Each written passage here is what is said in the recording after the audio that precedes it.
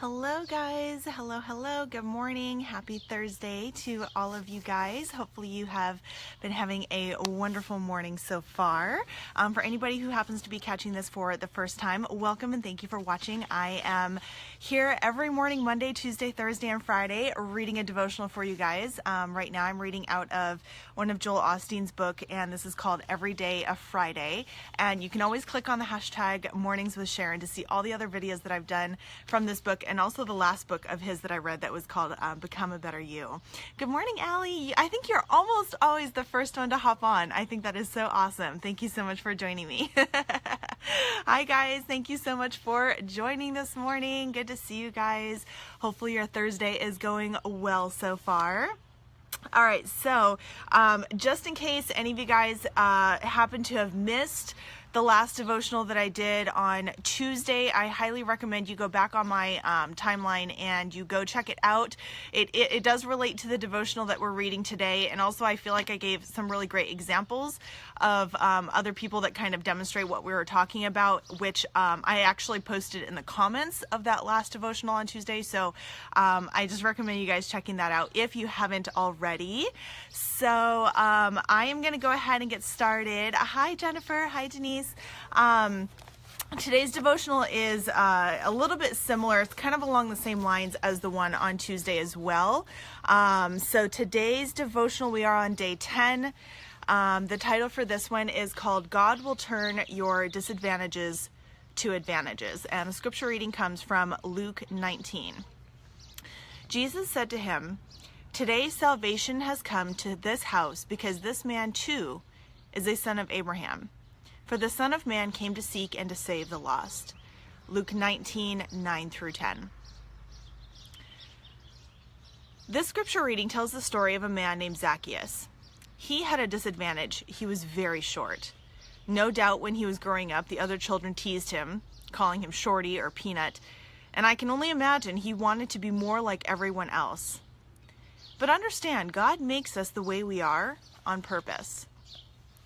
One day, Zacchaeus heard that Jesus was coming through his town. All the people were lined up on the streets trying to get a glimpse of him. Zacchaeus didn't have a chance. He was standing at the back and could not see over everyone. He could have easily given up and felt sorry for himself, but instead, he climbed a tree and he had a great view, maybe even the best. His disadvantage turned into an advantage. When Jesus came down the street, he looked above the crowd and saw Zacchaeus in the tree.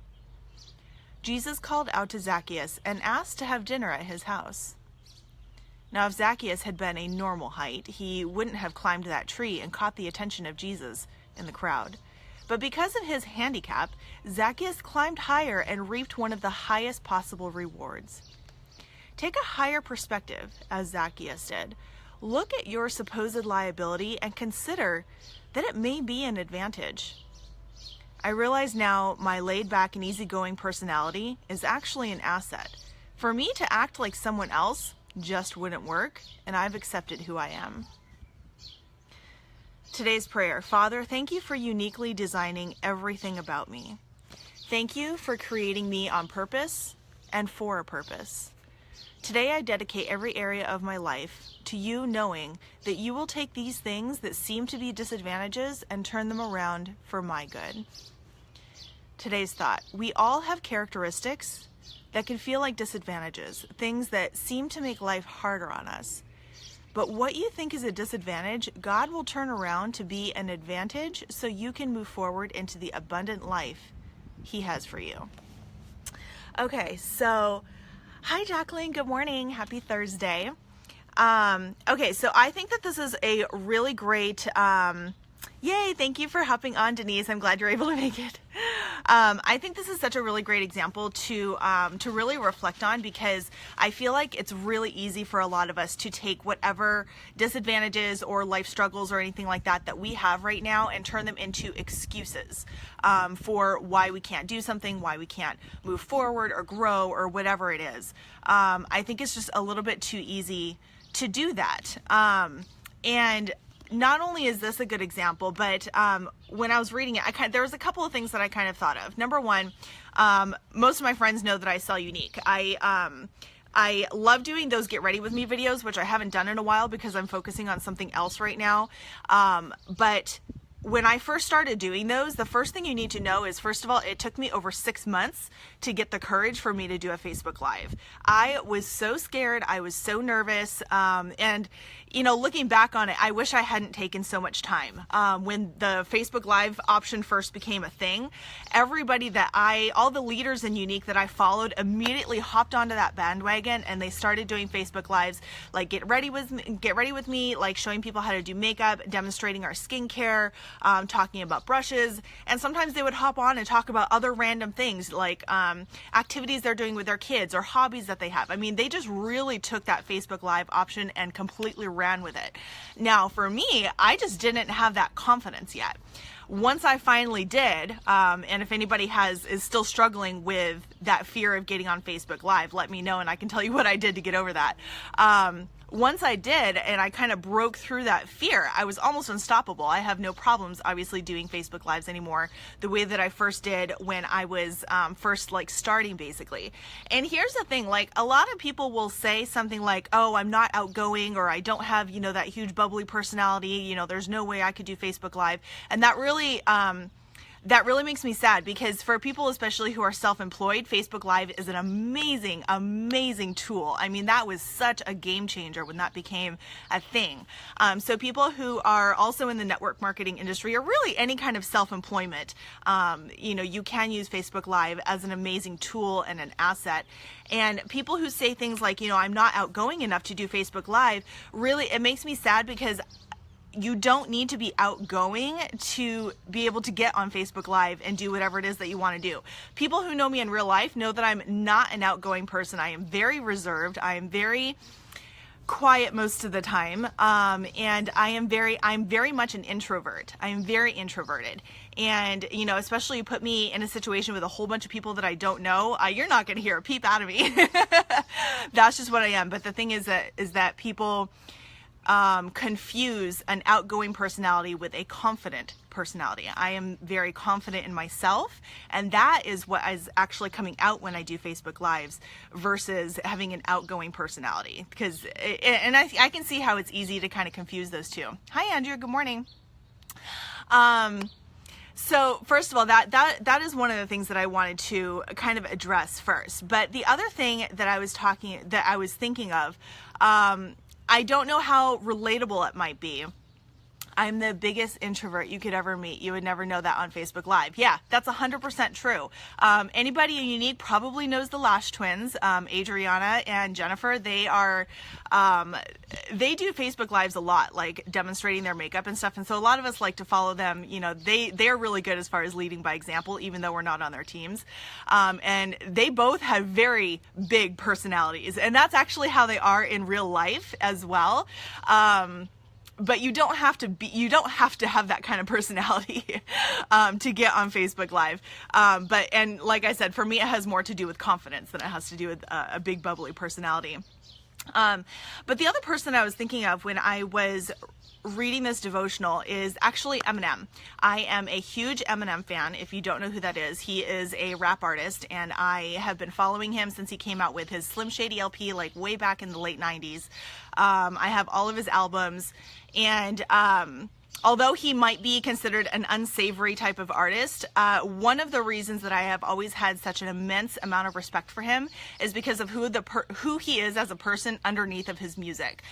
First of all, the background that he has, his childhood was traumatic, to say the least. The childhood that he grew up with, he was constantly getting beat up, chased down, stuffed into lockers, head being thrown into a toilet.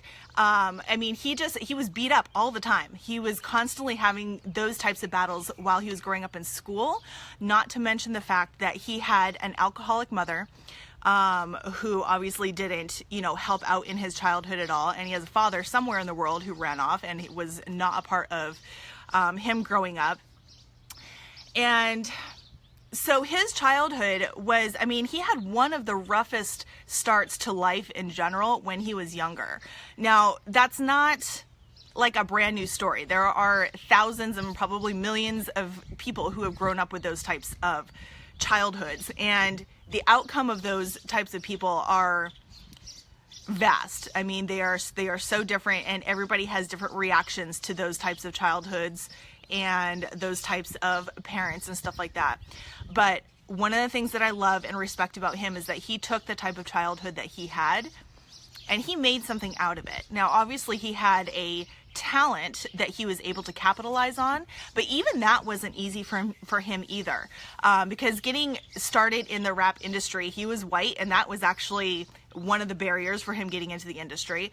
But I just want to point out the fact that no matter what type of childhood he had, he actually used that as fuel in some of the lyrics that he has in his music now. Even though some of his more popular songs are maybe weird and, off the wall, and a lot of people probably don't either like it or appreciate it, but he actually has a huge list of songs that are very inspirational, that are very motivational, that are kind of like a light at the end of the tunnel for a lot of people who might be going through all of that stuff right now, things that he already went through in the past. And he uses the disadvantages that he had in his life and in his childhood, he puts it into his music, and he uses it to help inspire other people who might be going through the same things. And that, I think, is a very honorable thing for him to do. And not only that, he is a huge philanthropist. He has started some of his own charities, but he is a supporter of many, many charities and nonprofit organizations, especially in Detroit, which is where he grew up. And he has obviously he has a soft spot for children who are disadvantaged and going through, they've got troubled childhoods of their own. I mean, obviously he's got a really soft spot for that. So for people who are not familiar with him, his background, or his music, I just really want to point out the fact that if you peel back the layers of the lyrics that he uses in some of his more popular songs, there is an amazing human being underneath, and he has used his disadvantages in his life to try and help people today. And a lot of his philanthropic activities are under the radar because he doesn't like to publicize them. That's not what he's all about.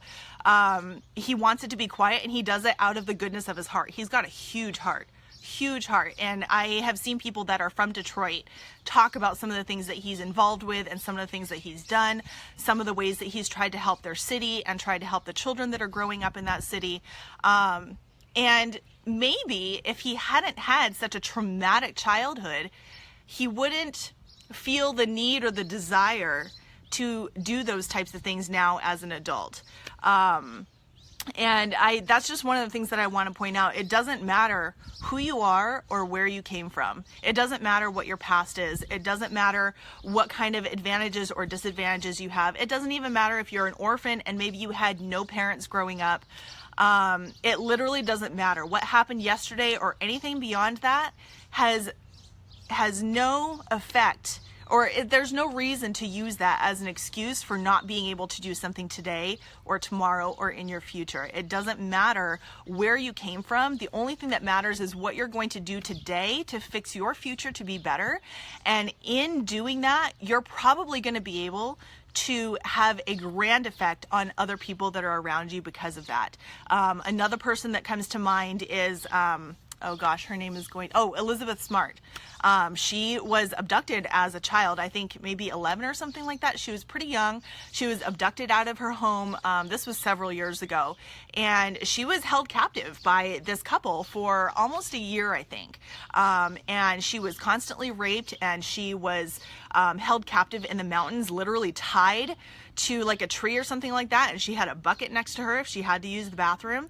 And this was obviously very traumatic for anybody, but for somebody who's so young, she went through that, and she had an insanely strong mind that she knew that wasn't going to be the end of her life. That wasn't her story. That wasn't what that was going to be it for her.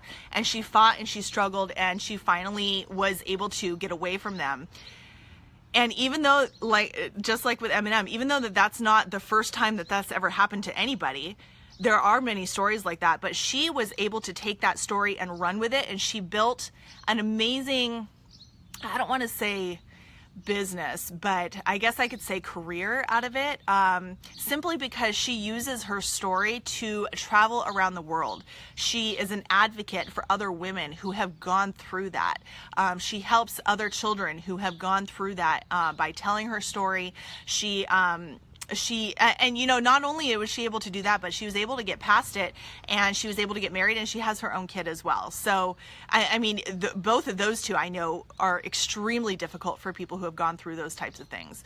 But now she's an advocate for other women who have experienced that and trying to help them get through it and basically get to the other side where they are able to live their life normally, you know, without letting that constantly affect them for the rest of their lives. And if that was not an experience that she had, she probably would have taken a completely different path in life and maybe not had such an impact on so many thousands, maybe even millions of women. I know that she came to speak at one of Unique's conventions recently. So I just want you guys to keep in mind, no matter what type of experiences or disadvantages you might be going through, life failures, life setbacks, there is a grand possibility that what you're going through right now can actually help other people in the future. And you are currently going through something that you need to grow through, not just go through, but you need to grow because of it so that you can be an advocate for other people in the future. You have no idea. It's really, really hard to see that when you're like in the moment. I completely understand that. And sometimes I try to be really careful with what I'm saying because I don't want to make light of anybody's situations. I know there's tons of people out there who are going through it, like seriously going through some really hard times in life. This life is not easy as it is, but there are some curveballs that we get that we can't prepare for. And I don't want to make light of that, but I just want to let you know that there is a light at the end of the tunnel, and there's a grand possibility that what you're going through right now is developing you into a person that can help other people in the future who might be going through the same thing. So always keep your chin up and just always have the belief somewhere in your heart, tucked away, no matter how small or no matter how far back. Always believe that there is a better future coming, and even if you can't see it and you have no idea how you might get there, it is there somewhere. And you literally have to fight every day to find your way to the top and find your way to the light so that you can have that better future. But if you don't fight for that and you allow yourself to succumb to, you know, whatever darkness it is that is surrounding you, you know, it's possible that you might not find it. Hi, Holly. Good morning. But every day is a struggle, and every day you have to fight. And I can guarantee you that if you do that, there is something really big and amazing for you in the future. Just make sure you never give up. So, all right, guys, that is my message for today. I hope it is helpful for somebody out there. Again, if anybody happens to be watching this for the first time, thank you for watching. I'm reading, the devotional I read out of was Every Day of Friday by Joel Osteen. So, all right, guys, I will be back here tomorrow morning at 11 a.m. And again, I'm here Monday, Tuesday, Thursday, and Friday at 11 a.m. That is Pacific time, reading this devotional for you guys. So I hope you have a wonderful Thursday, and I will see you back here tomorrow. Bye, guys.